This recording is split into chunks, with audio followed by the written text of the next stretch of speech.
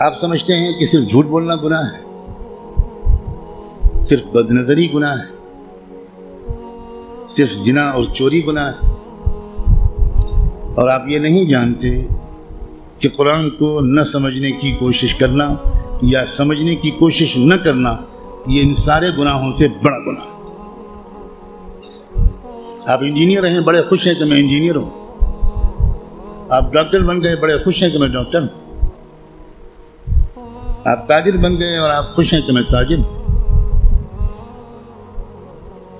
اور آپ کو اس کمی کا احساس تک نہیں ہے کہ میں کتنا بڑا محروم انسان ہوں کہ میں اللہ کے کلام کو جو صرف میرے لیے آیا تھا وہ میں سمجھنے کی کوئی کوشش ہی نہیں کی میں۔ مسلمانوں کی اکثریت، غالب اکثریت، وہ جو 5 وقت کی نماز پڑھتے ہیں وہ بھی، جو روزہ رکھتے ہیں وہ بھی، جو اپنے کو دیندار سمجھتے ہیں وہ بھی،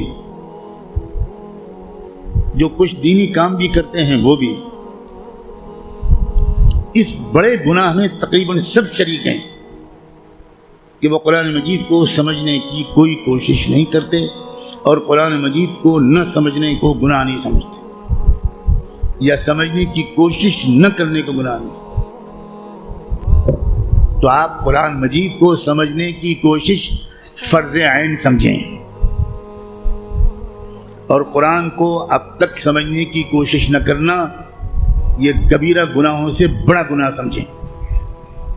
اور رمضان کا مہینہ جو گناہوں سے توبہ کرنے اور معافی مانگنے کا مہینہ ہے، اس میں سب سے زیادہ اس گناہ سے توبہ کریں۔ اللہ کے ہاں آپ کی بخشش اس سے کہہ کر نہیں ہوگی کہ اللہ حضرت میں تعلیم کے حلقے میں بیٹھتا تھا اور اس میں منتخب احادیث پڑھی جاتی تھی، اس میں فضائل نماز پڑھی جاتی تھی۔ یہ منتخب احادیث اور فضائل نماز اس لیے پڑھی جاتی ہے تاکہ قرآن پڑھنے کا، سمجھنے کا شوق پیدا ہو۔ اور اگر کوئی کتاب قرآن مجید کے سمجھنے کی کوشش کے راستے میں ایک رکاوٹ بنتی ہے تو میں کہنے کی ہمت بھی نہیں کرتا، ضرورت بھی نہیں سمجھتا کہ وہ کتاب یا اس کتاب کو یہ درجہ دینے والا اللہ کے ہاں کدھر کھڑا کیا جائے گا۔ رسول اللہ یہ شکایت کریں گے قیامت کے دن، یہ سن لیجیے، یہ قرآن میں آیا ہے، اور شکایت کیا کریں گے؟ یہ نہیں کہیں گے کہ ان کی ٹوپی 4 کونوں کی نہیں ہوتی تھی، یہ شکایت نہیں کریں گے رسول اللہ مسلمانوں کی جن کی داڑھی چھوٹی تھی۔ رسول اللہ شکایت کیا کریں گے کہ اللہ یہ ہے میری قوم جس نے قرآن کو چھوڑ دیا تھا۔ آپ جس کی شفاعت کی دعائیں کر رہے ہیں وہی آپ کے خلاف اللہ کی عدالت میں مقدمہ دائر کرے گا۔ ہماری عورتیں 100% تقریباً قرآن مجید کو ٹھیک سے شاید پڑھ بھی نہیں پاتی، سمجھنا تو بہت دور کی بات ہے۔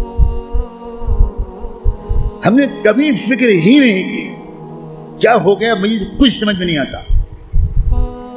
قرآن صرف تلاوت کے لیے نہیں آیا ہے۔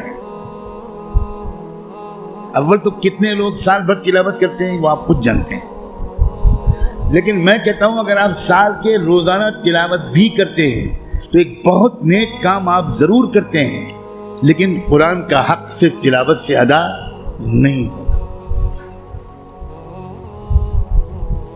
آپ کے دوست کا خط آپ کے پاس آئے، آپ کی ماں اپنا خط لکھے، آپ دور کہیں رہتے اور ماں آپ کو خط بھیجے، آپ خالی اس خط کو روزانہ پڑھ لیا کریں گے بس؟ اور دوست یا ماں اگر آپ سے کوئی مطالبہ کرتی ہے تو آپ اس پر عمل نہیں کریں گے؟ یہی سلوک ہم قرآن کے ساتھ کر رہے ہیں۔ قرآن کیا ہے؟ اللہ کے خطوط کا مجموعہ ہے، لیکن ہم کو کچھ خبر نہیں کہ اللہ نے ہم کو خط میں کیا لکھا ہے۔ آپ کا دوست آپ کو خط لکھے اور آپ اس کو سمجھ نہ پائیں، آپ چین سے سوئیں گے؟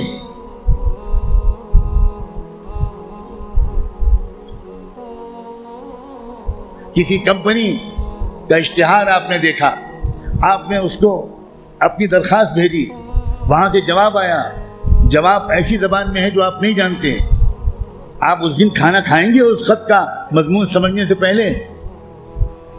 اب دوڑیں گے، بھاگیں گے، پتہ لگائیں گے کہ یہ فرانسیسی زبان میں خط ہے تو میرے شہر میں فرینچ زبان کون جانتا ہے؟ اور آپ اس کی خوشامد کریں گے کہ ذرا اس خط کو پڑھیے اور مجھے بتائیے کہ اس میں کیا لکھا ہے۔ 24 گھنٹے نہیں گزرنے دیں گے آپ، اس سے پہلے اس خط کو سمجھنے کی بھرپور کوشش کر لیں گے، اس کا جواب بھی لکھیں گے۔ لیکن قرآن ہے کہ 60 سال سے آپ کو پکار رہا ہے، اللہ کا خط ہے کہ 70 سال سے آپ پاس آ رہا ہے، لیکن آپ نے ایسے کان بند کر رکھے ہیں، ہمیں کوئی دلچسپی نہیں اللہ کے خط سے، اللہ کہتے رہیں ہمیں کوئی دلچسپی نہیں، ہم بہت مشغول ہیں، ہمارے پاس فرصت نہیں ہے، ہم بڑے کامیاب تاجر ہیں، ہم اسٹوڈنٹ ہیں، ہم پروفیسر ہیں، ہم ڈاکٹر ہیں، ہم انجینئر ہیں، ہم پولیٹیکل ایکٹیوسٹ ہیں، ہم جرنلسٹ ہیں، ہم اخبار میں کام کرتے ہیں، ہم کہاں قرآن کا ترجمہ پڑھ پائیں گے؟ بھئی ہمارے پاس کہاں اتنا وقت ہے؟ بھگتے گا ہر وہ انسان، ہر وہ مرد اور عورت جو قرآن مجید کو سمجھنے کی کوئی کوشش نہیں کرتا اور قرآن کے مطابق اپنے آپ کو ڈھالنے کی کوئی سیریس کوشش نہیں کرتا، خون کے آنسو روئے گا وہ شخص، خون کے آنسو روئے گا۔ ایسا شخص تو جب قرآن کی تلاوت کرتا ہے تو قرآن اس پر لعنت بھیجتا رہتا ہے۔ اب غور تو کریں، رب قارئ للقرآن والقرآن یلعنہ، یہ میرے باپ کی اور پیر کی کہی ہوئی بات نہیں ہے، یہ بات صادق و مصدوق رحمت دو عالم صلی اللہ علیہ وآلہ وسلم نے کہی کہ قرآن بہت سے لوگ پڑھتے ہوتے ہیں اور پڑھنے کے درمیان قرآن اس پر لعنت بھیجتا ہے، اے اللہ یہ مجھ پر یہ پڑھ رہا ہے، اس پر لعنت۔ اب قرآن کی لعنت پر اللہ تعالیٰ قبول نہیں کریں گے؟